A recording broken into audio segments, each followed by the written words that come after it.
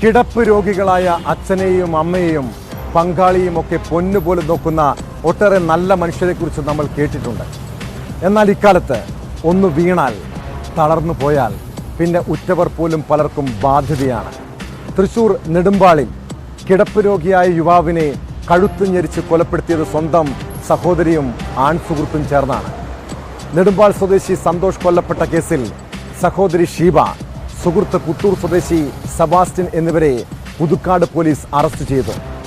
താമസിക്കാൻ വേറെ ഇടമില്ലാത്തതും കിടപ്പ് രോഗിയെ സംരക്ഷിക്കുന്നതിനുള്ള ബുദ്ധിമുട്ടുമാണ് കൊലപാതകത്തിന് കാരണമായി പ്രതികൾ പോലീസിനോട് പറഞ്ഞത്.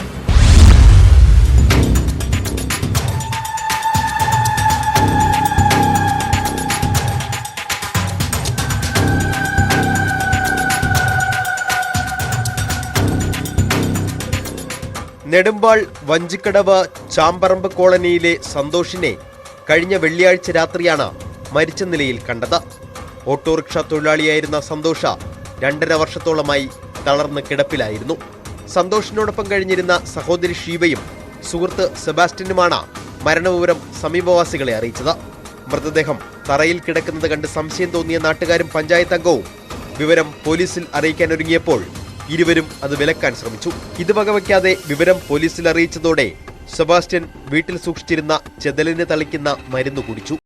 ആശുപത്രിയിൽ ചികിത്സയിലായ സെബാസ്റ്റ്യന് കാവലേർപ്പെടുത്തിയ പോലീസ് ചോദ്യം ചെയ്തപ്പോഴാണ് ഷീബ കൊലപാതക വിവരം പറഞ്ഞത്.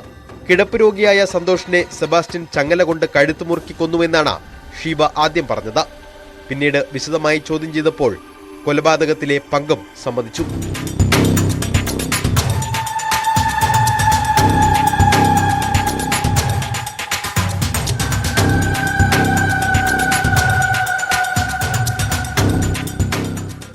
ഭർത്താവ് മരിച്ച ഷീബയും സെബാസ്റ്റ്യനും 10 വർഷത്തോളമായി പരിചയക്കാരാണ്.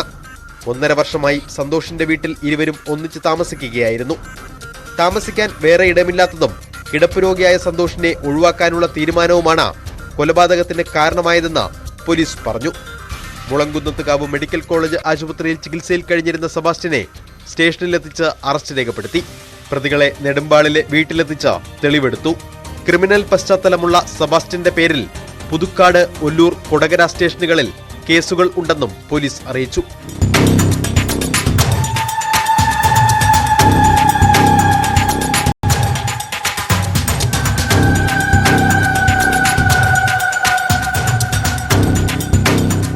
ന്യൂസ് 18 തൃശൂർ.